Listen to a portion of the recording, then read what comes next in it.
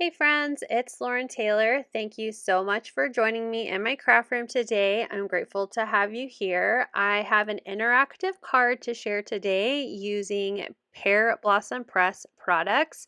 I'm going to be using the fabulous Twinkle Lights today. I also have my sentiment stock and my stamp set, and of course the world's best foam tape, all from Pear Blossom Press. I'm going to be using some of my Spellbinders products with today's cards. I'll be using BetterPress plates and coordinating dies or coordinating stencils, and I'm going to be doing foiling and letterpress or BetterPress with these different plates and a little bit of watercoloring when we get there.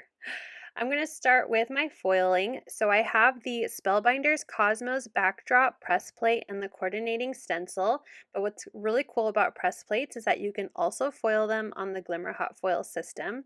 So I'm using some silver foil from my stash and I'm trimming a piece to fit the size of my press plate. So that way I can run it through my machine and my system without any issues. I'm actually going to be foiling onto one of my Black Perfect Sentiment cardstock. It is measured 4 by 5 1/4, if I remember correctly, and it will be a little smaller than A2 in size, and it's smaller than the plate, but that's absolutely fine. We're going to just trim it down to fit on our A2 card when we're all done with our foiling and stenciling. So here you can see that beautiful silver foil just foiled perfectly on my Black Perfect Sentiment cardstock, and we're going to move on to stenciling.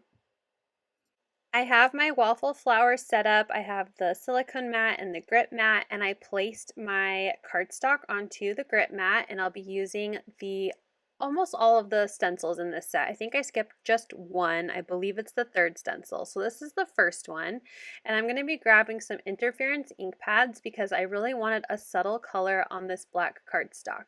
So I'm starting with Milk Chocolate Roses, and I'm just using a blending brush to pick up that ink and blending through the stencil onto the cardstock.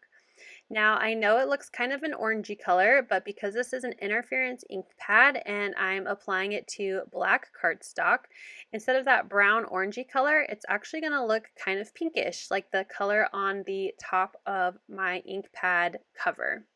So I'll go ahead and just show you quickly what it kind of looks like, the interference ink on black cardstock, and then move on to stencil number 2. For this one, I wanted to bring in some more of that kind of yellow color. I was imagining these flowers looking a bit like poppies in my head. I love poppies. So while again it does look red, it will actually reflect yellow when I'm all done stenciling. So I'll go ahead and stencil through those. And then for the leaves, I'm starting with Ripe Mango, which again looks kind of golden yellow, but will be green when I finish.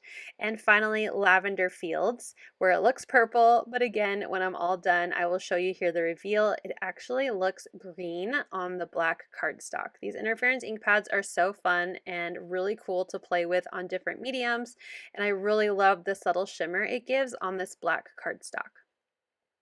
We're moving on to the BetterPress. So I'm grabbing a sheet of cotton card panels. This is porcelain in A2 in size. Somehow I got black ink on this piece of cardstock. I don't know what I did, but it won't matter because the way I place my plates onto the system, you won't be able to tell because I will just recycle that piece of white cardstock. So here's my system. You can see it's well loved. I don't really care that there's ink all over it. You can get some archival ink remover, I believe, to keep it clean, but I don't mind. So I placed my plates onto the BetterPress system. It's magnetic, so it holds those plates in place. And then I'm following the grid on the top plate to add my BetterPress cotton cardstock, and I'm keeping it in place with some repositionable tape. And I made sure to not put tape where it will accidentally overlap with a plate. I'm using a black ink to ink up my butterflies and my sentiment, and then I'll go ahead and run this through my die cut machine to press onto the cardstock. Here you can see those pretty butterflies and that fun sentiment, but I'm going to do a little bit of watercoloring. I'm only going to do 3 butterflies, so I'm just going to watercolor 3 today and I'll save the rest for a future project, but the die does cut them all out at one time, so we'll go ahead and die cut them all out, but that's no problem. I can always color them later. I decided to go with an orange color because I wanted to match the orange of the flowers, and also I thought they would look kind of like monarch butterflies or painted lady butterflies. So I just sprayed some water onto my glass mat, and I have a paintbrush, and I'm just picking up the water from the glass mat and getting my watercolor pencil saturated with water until I was happy with how much ink I had on my paintbrush.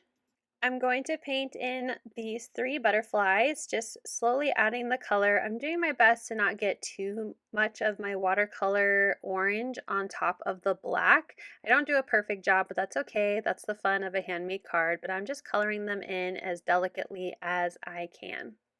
Once all three are colored in, I'll go ahead and grab the coordinating dies from the press plate set as well as the die for the sentiment, and I'll use that repositionable tape again to keep the die in place so I can run it through my die cut machine.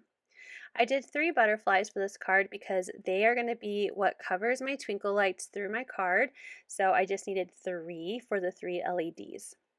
So now that all of the card prep is done, let's start assembling. I'm going to trim my panel to be slightly smaller than A2. It already measures 4 inches wide, so I trimmed it down to 5 1/4. I'm going to use a white card base for my project, so I'll go ahead and get that cut down and scored and folded. It is top folding, but you can recreate this card on your own with whatever type of fold that you like. I'm grabbing some thick foam, as my go-to way of piercing my holes is just to place my cardstock onto a piece of really thick foam and grab a piercing tool to punch through the paper. So I'm figuring out my layout. I know I want my sentiment kind of centered and a little bit higher on the card, and then I will place my butterflies so it looks like they're landing on the flowers in the background.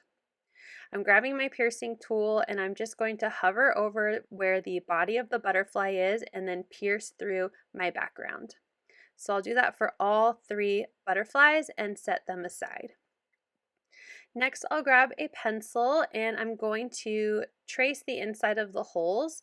I was originally thinking of attaching the LEDs to the background, but I'm going to change my mind later on, so I didn't really need to do this step, but it helps me know where those LEDs are going to be placed. And then I wanted to figure out where I wanted my push button to be. So I got it in place. I'm going to use a magnet to help hold my card base in place because I kept moving both my card base and my card front out of the way when I was trying to indicate where the push needed to go on the card base. I'm grabbing a piece of double-sided adhesive and I'm just going to apply that to the back of my battery pack. I'm going to attach this right to the card base, and I'm just going to make sure that the push button lines up where I want my push button to go. It doesn't really matter the angle or the rest of my battery pack. It just needs to be towards the center of the card so I can hide it with my card front.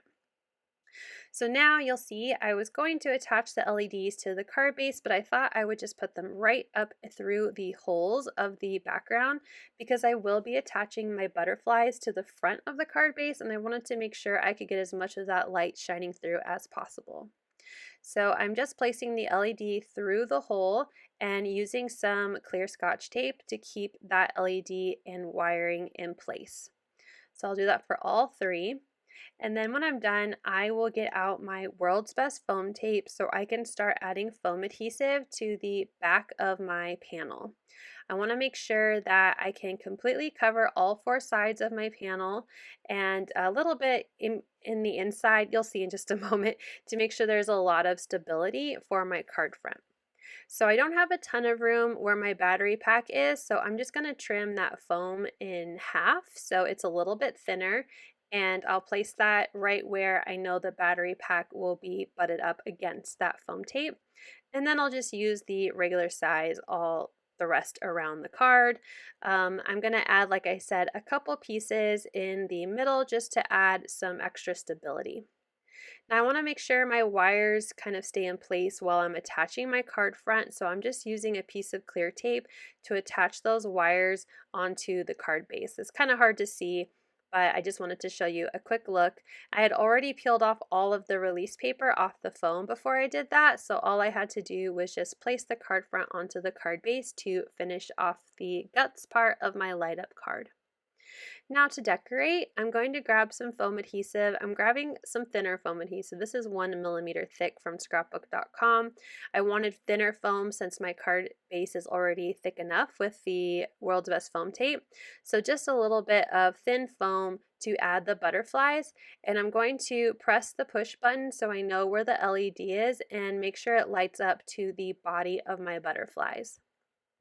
So I'll go ahead and attach all 3 of those butterflies, and then I will also add my sentiment with the same thickness of foam adhesive and get it centered onto my card. Now for the push button, I had this little circle that I had already die cut with the Pear Blossom Press stamp and die bundle. It has one of the kind of star looking images from the stamp set embossed on black cardstock. So I'm just going to use this for my card. It's not super obvious that the receiver needs to push here, but it does add a little something so my card receiver knows that it's interactive. I did film this during the day, so I turned off my craft lights, and you can see the LEDs glowing here, but it's definitely more exciting when it's a little darker in the room. But I hope you enjoyed this process and you'll try some of these twinkle lights for your own projects. Here are a couple close-ups, and let me know what you think about the twinkle lights and the interference ink pads. Have you used them before? Let me know in the comments.